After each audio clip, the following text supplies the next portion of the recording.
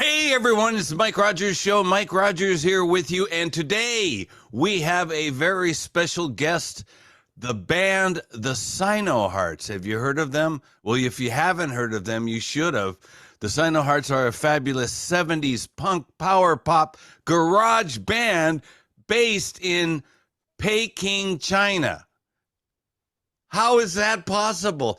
After releasing their debut album, Leave the World Behind, on Monster Zero Records in Europe, Target Earth Records in Japan, and Ruby Eye Records in the Public of China, they went on to tour throughout Europe 2 times and have played all over China, Hong Kong, Taiwan, Japan, South Korea, sharing the stage with bands like Radio Birdman, Super Spaz, and other rock and roll groups around the world. Won't you welcome with me the lead singer and guitarist for the Sinohearts, Zhong. Yay, Sono. How are you? Hey, what's up, Mike? Yes, Hey. pretty good here. Yes. Thanks for Yeah. having me. Wow, it's great. So where are you now? Now I'm in Incheon, like South Korea.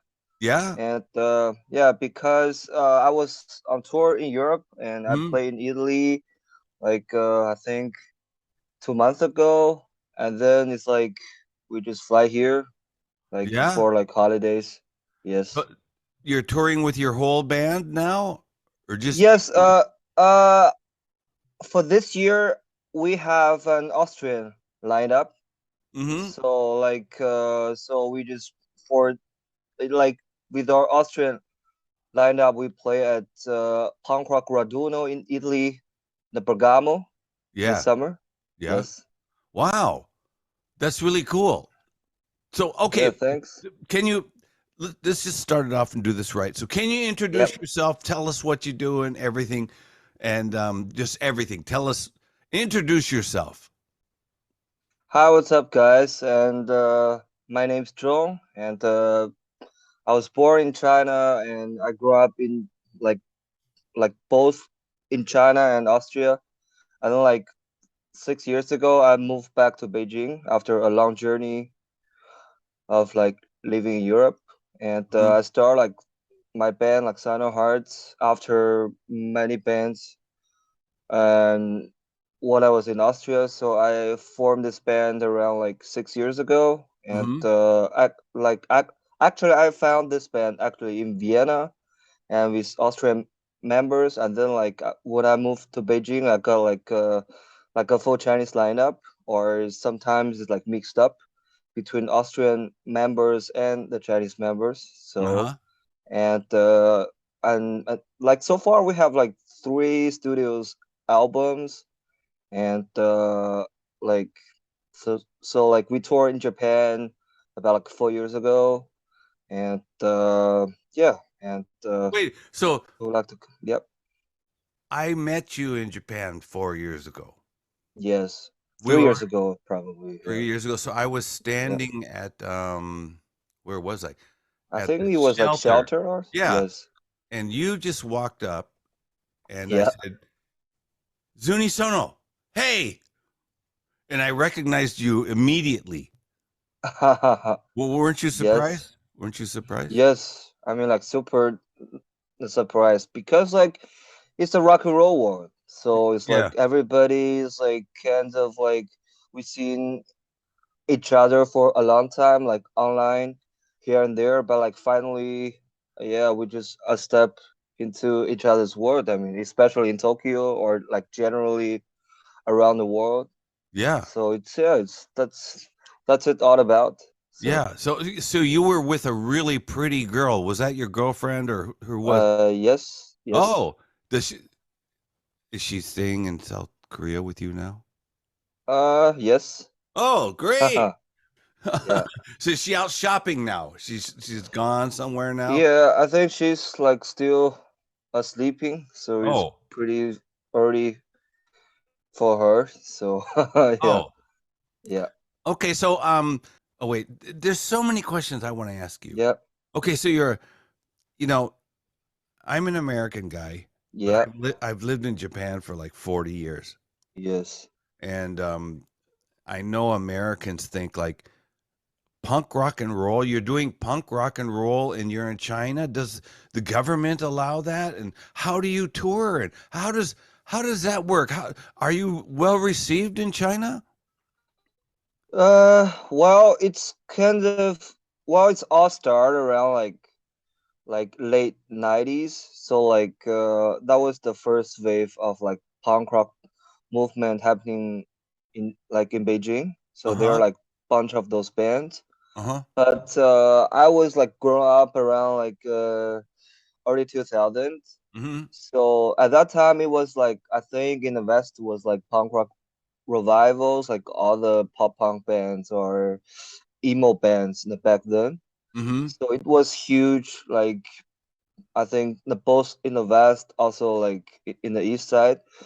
So like we can get a lot of like CDs in the back then from like media recycling or something. So we have like all the CDs from the Japan or the States like as recycling trash because like Mm-hmm. I think even now like in South Korea you can also like find those sort of records everywhere. Mm-hmm. I think like in Indonesia, in China, and in South Korea, we have like the same resources from like the Japanese market or European or American market. So like from that time, it was like I mean punk rock was the real thing. Like it's really popular to like young people. So and then it's like and the entertainment industry was like right after like running well like I mean in Beijing at least at the capital. Mm-hmm.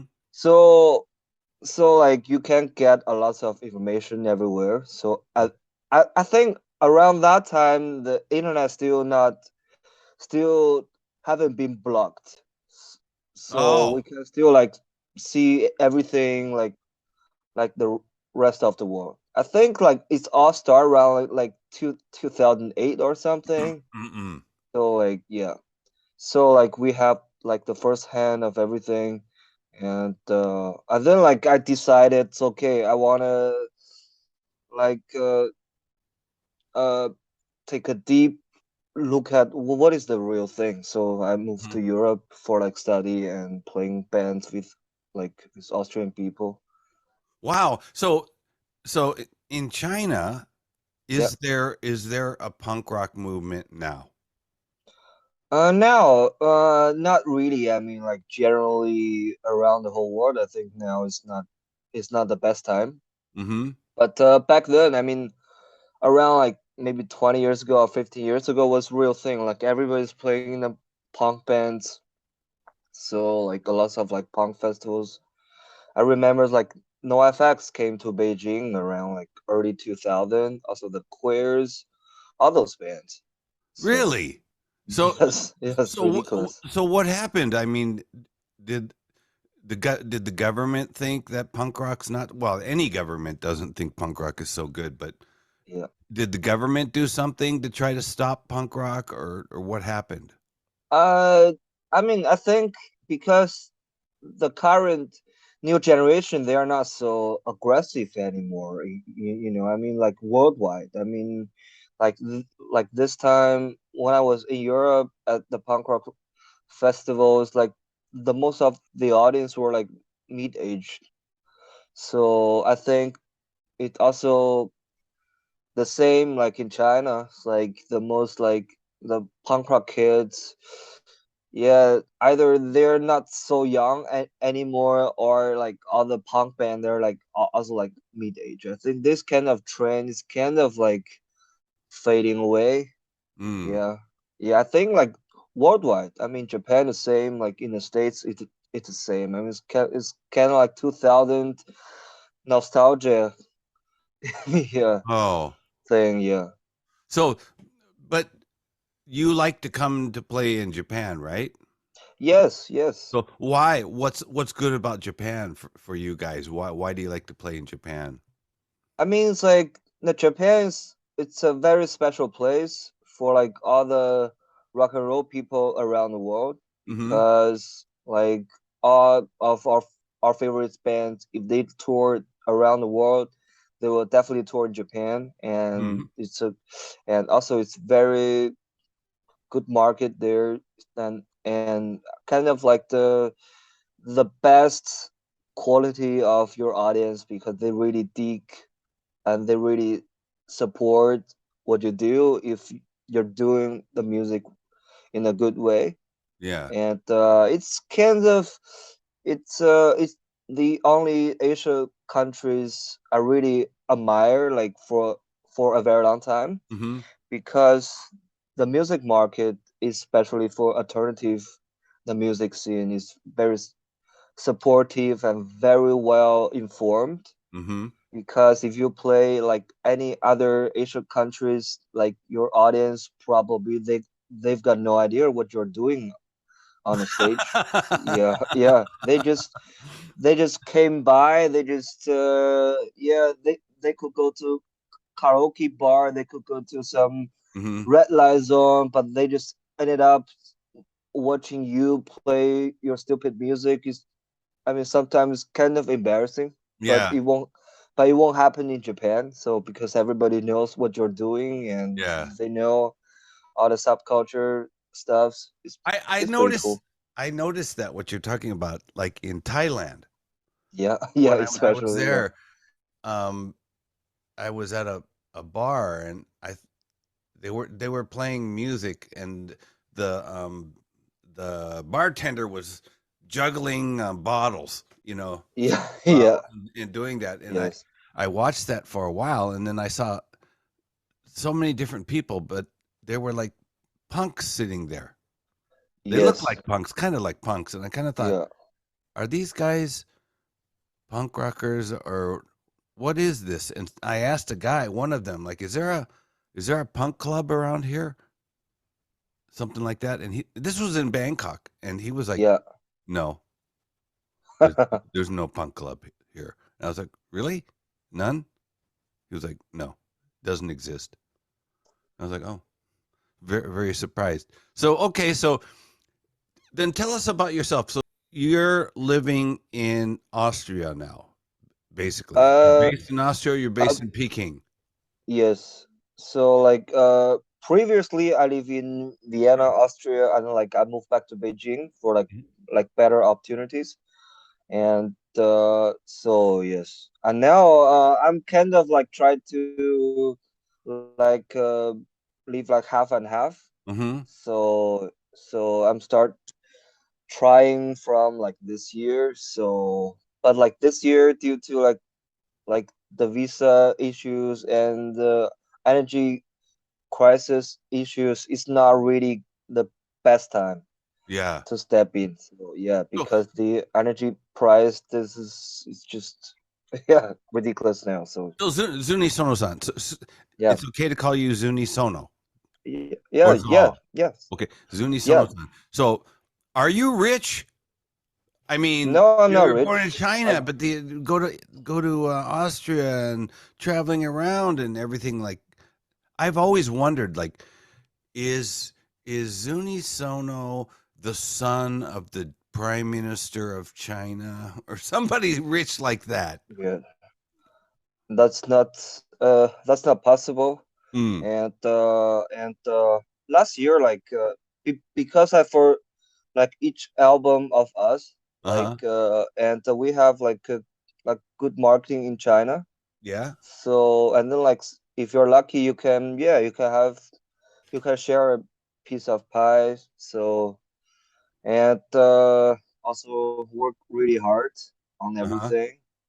So and then like this time is like very special era, because until now like China is still under the hardest lockdown.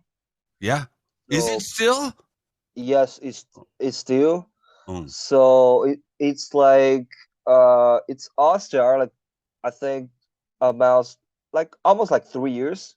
Mhm. I mean even today still like this. So so and then like I never been only in China for such a long time, Uh, because I was like every 3 months I need to be out. So mhm. yeah, for some fresh airs. Oh, And yes, and and during the COVID time, like it's impossible like to travel even in your own country.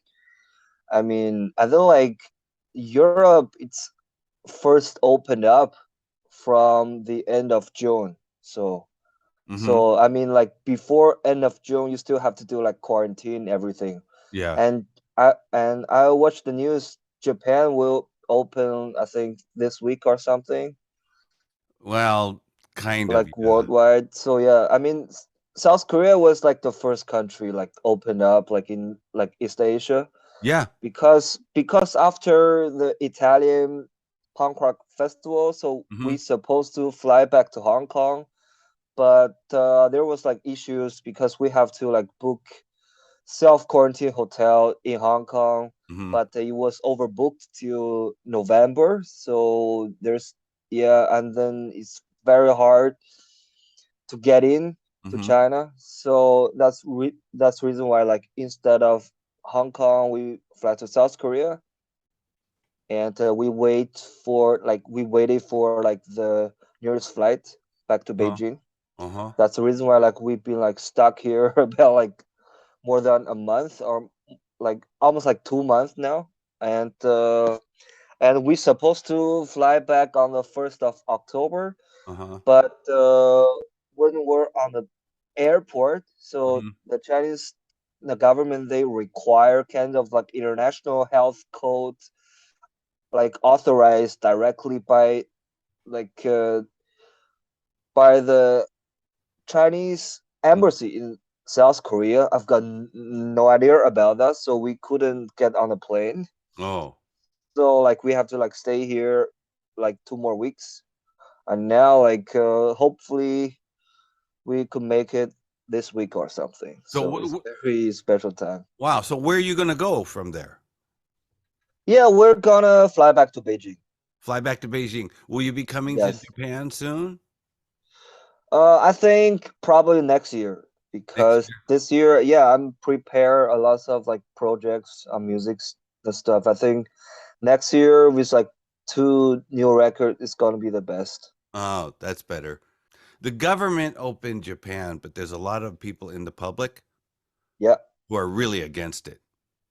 Ah, okay, really? Okay. Yeah, and they're against it because they think it's too early and they think the government is just opening it up because of the yen getting so Yeah. weak all of a sudden. Yes. They're not thinking about the public health.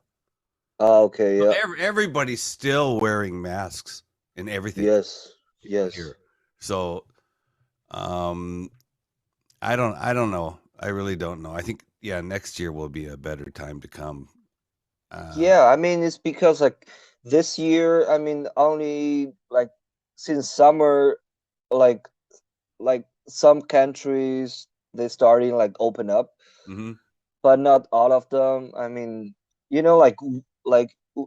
like like end of June, like when we left the China, so at the border because it's closed for like normal people. If you wanna travel, they will like resend you back home. Oh. And so like I prepare all kind like documents for the inspectors at the Chinese border, not Mhm. for the European border. So Mhm. like they asked me, okay, what do you do in the West? I was like, okay, I'm just like Just a a rock and business. Yeah, roller, yeah. man. But I couldn't say that. Yeah, I just said I'm gonna attend a cultural activity like from Italy. So I got like invitation letters from the Italian companies and Mhm. from our German labels, and like Mhm. they okay, we want to see it. So I just show them, but it's all in Italians. Like, Mhm. but yeah, they pretend okay, it's okay. So they just let us out. So I mean, normally if you just Wow. say okay, I'm going for like traveling, probably you got a problem or something. Wow. Yeah, that's crazy time. Just like Eastern Germany in the 80s or something. So I never experienced that. Wow. Yeah, Yeah. Japan is the government tries to do things, but the court won't let them. They tried to have vaccine mandates and lockdowns and stuff, and the court said no. Yeah. Like Yeah. that day, the same day, the court said no. So Okay. anyway, so tell us about, you have a new record out, don't you? Yes, we have a new album out this summer. Yeah. And it was released by like our German label Topsy Turvy Records, Sound Flat Records, also co-released by the American label from Texas, Titus Media Records. So it's all like it's on all formats, like vinyl, CD, and tapes. Wow. Yeah. It's really cool. Actually, I heard it, and all of the songs were good. Thank you very much. And I've been playing it a lot on the radio. Yeah, Vitis. Thank you very much. No. So are you going to, I don't know, can you tour? Are you going to tour for that and promote that record, or what's going on with that? Yeah, I mean, it's like for this record, so I prepared like during the COVID time. Mm-hmm. And but nobody expected, and the world is not like before. Yeah. So like so it was very hard time to make this record, because like our last record was Mandarin a Go-Go. It was all about like worldwide touring, and there's like pure the punk rock records. But this time it's like because I started this project like 2 years ago, right exactly after the COVID, the breakout. Oh. So like everything like kind of like slowing down, and I learned a lot of like new chords, like new elements of music. So, and then I think this is like the best records that so far. It's like kind of like deeper. So Yeah. like it's kind of like is combine all kind of genres, like the synth pops and the 70s pop and 60s and 90s, even 90s. So it's kind of a good mixed up. Okay, so what is the name of the record again? It's called Lightening the Darkness. Lightening the Darkness, and it's on what label? Topsy Turvy Records from Germany, also Titus Media Records from Texas, from the States. Oh, what's it called in Texas, the label? Titus Media Records. Yes, kind of like the ear illness or something, like the medical words or something. Yeah, that's very American. Yeah. Yes. Okay, so, and then you said next year you're going to be releasing another record, or? Yes, probably, because like this spring we recorded another new record, and now I just sent to our Italian producer, and we are gonna work on the records like this winter or something. Wow! So how did you meet like this Italian record label and Topsy producer? How did you meet them? Yeah, that was like a funny story. It's like I met Marco actually in Japan. His name is Marco Traxel or something like that. Yes. Yes. And I remember it's like our friend, I think like his name it's like our friends, like after our first Japan tour, so I stayed like couple more days in Tokyo. And on the last day, like my friend Nabisco, he took me to I think it was like a German beat band show at Club Heavy Sick. Oh, so I just went there with Bisco and our friends from the Melvins and Amico. So like Amico, so we just went down there. So like I talked with the German bands, and then and we all talk in German, and suddenly like Marco showed up, so we just so like we talk like he was drunk, I was drunk, so but like yeah, so like it was in Tokyo, and he talked to an Asian dude who's able to speak German, like around all our Japanese friends, and the and my Japanese friends like, hey Zhong, oh my god, I was speaking Germany. I'm like, man, I do speak a little bit German, so it's okay. So that's how we met. It's pretty random, but yeah, yeah, it's Wow. like what it means to be. So yeah. That's really cool. I mean, that you have a US label and you have an Italian label. Most rock bands would die for that. Yeah, I'm pretty thankful for like everything they did for us. Yeah. So maybe you're gonna be making a new record, and will you be making this new record with a Chinese backing band or an Austrian backing band, or is it always mixed up? Yeah, it's always mixed up. It's because like for instance, like when we toured in Japan like 4 years ago, Uh-huh. and our bass player, like our Beijing bass player, he couldn't travel, so like I invited our Austrian original bass Mhm. player, so like Mhm. so we just practice in Beijing, and we just fly to Tokyo, and that was pretty good experience. Yeah.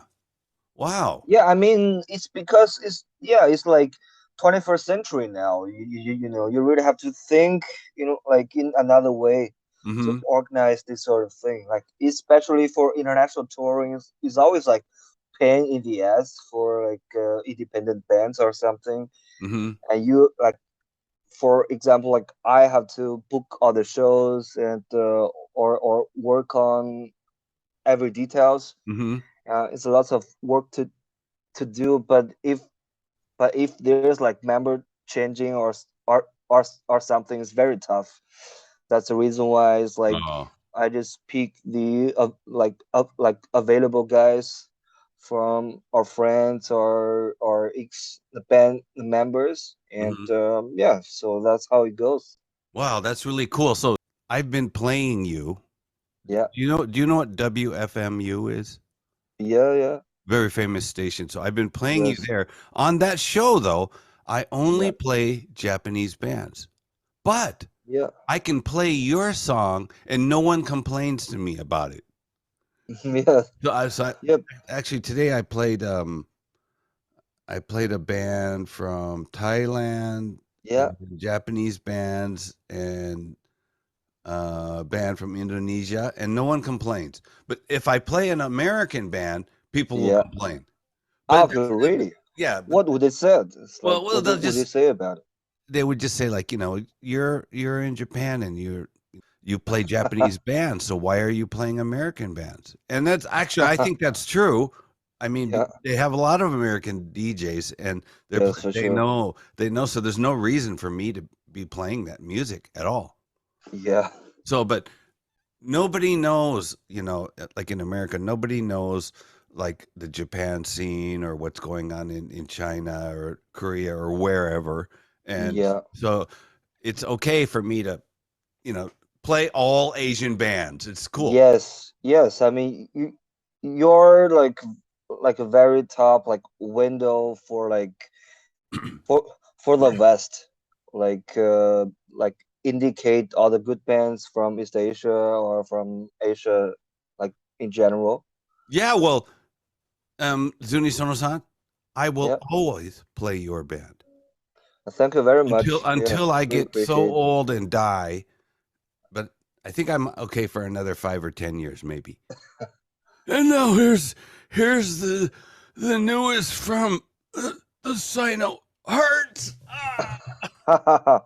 I think it won't happen. It's because you're living in Japan. It's the most like healthiest the country in the world. Like all the Japanese, they live forever. Yeah, I mean it's like I know. I have neighbors. I have neighbors yeah, around this neighborhood. I see the old lady walking there, and I'm like, she must be 90 years old. And then I find out yeah. she's 98 years old, Oh and my she's God. still walking around the neighborhood. Oh my God. Yeah, yeah. I It's think it's amazing. normal. Yeah, yeah. That's our like impression about Japan. That's normal, Yeah. I think. So anyway, Zunisono-san, can you this is your last chance to promote your new record or whatever you have on sale. Okay? I'm going to give you this chance to promote it. Go for it. Hey, what's up, guys? Just go and check our news record. Lighting the Darkness is gonna be like one of the top like power pop records of this year. So now it's on sale like on Topsy Turvy Record, Sound Flat Records in Europe, also like Altitis Media Records in the States. Also, like I think it's on sale everywhere in Japan, like from Disc Union to like Tar Records, like everywhere. So go and buy it, and see you guys soon around the world.